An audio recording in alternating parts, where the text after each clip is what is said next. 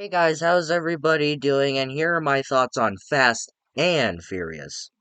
Not the Fast and the Furious. It's gonna get confusing.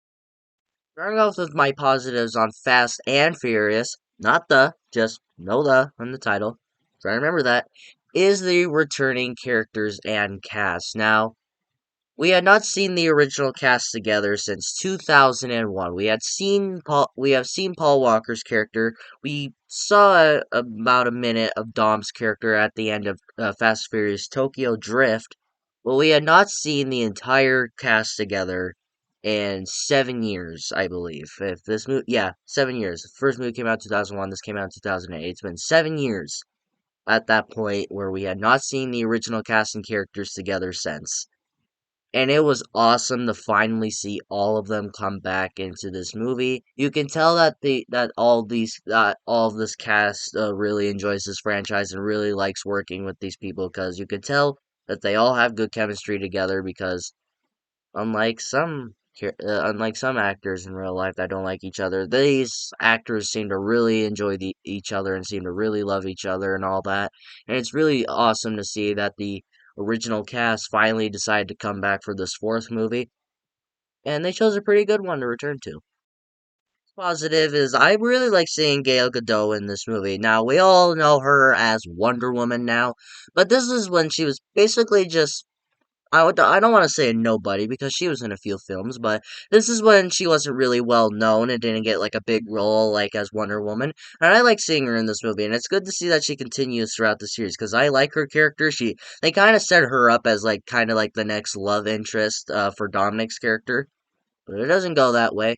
And I like seeing Gail Gadot in this franchise. She's a very good actress. I feel that she's really good in this movie. And I just got done watching Fast Five, and I thought she was really good in that movie too. And I'm excited to see how far they progress this story with her. And from what I've seen from the two films that she's in, I feel that she's doing pretty damn good. And is she in the new one?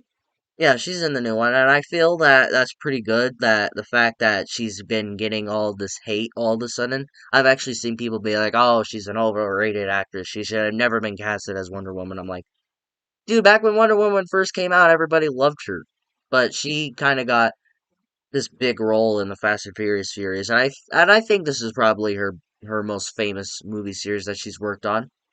We're not including the Batman universe and all that, and the DCEU, which finally got rebooted. This is something I just kind of liked seeing in this movie, where all of them are racing again. There's a thing that I liked watching is that when they were all racing, they had like this kind of computer thing and telling them where to go and all that.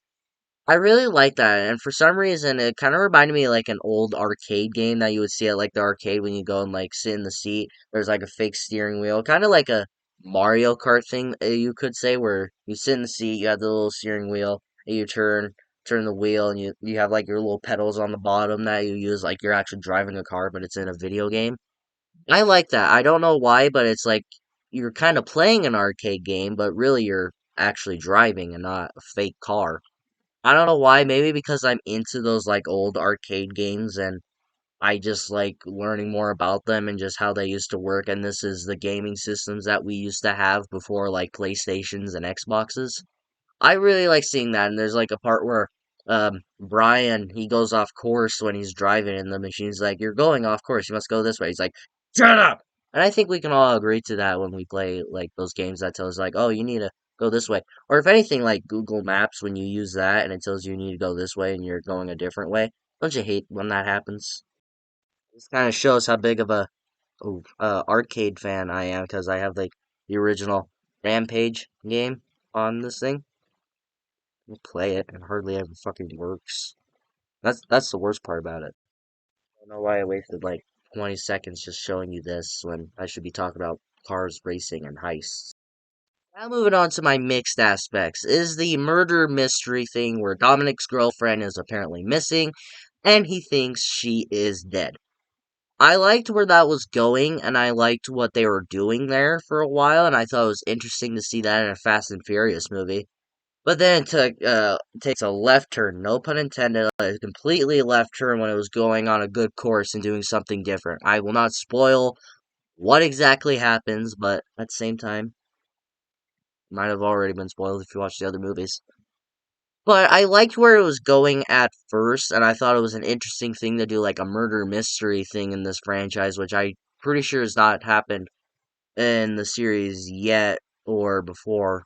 Like, I don't think it's gonna happen in the rest of this franchise.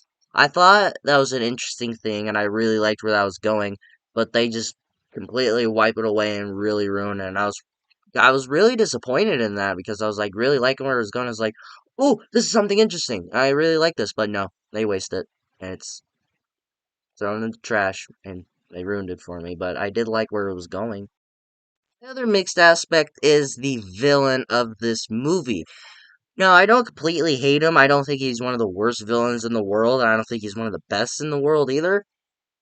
But when it was revealed that he's really the villain of this movie, I was like, oh yeah, that guy. Yeah, I totally remember him. He revealed that this guy is the villain. He kind of just seems like some nobody, like some Scooby Doo reveal, but it just turns out to be some nobody. I don't really care for the villain, but when we see him where he's actually the villain, I think that's probably the most where he shines and really takes the movie away. I like that; it's interesting, but I feel that more his accomplishments are his associates are more of the villain than he is, and I felt like they were more of a villain than he was, and that's kind of embarrassing to say if you ask me.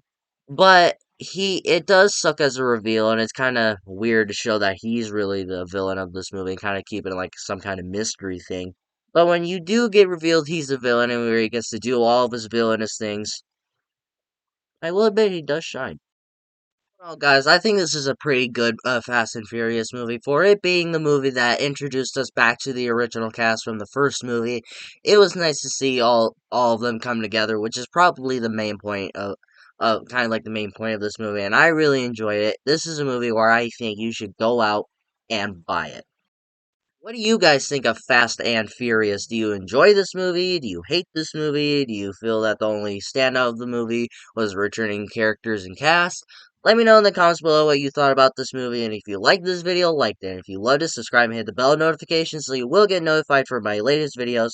But until my next video, take care.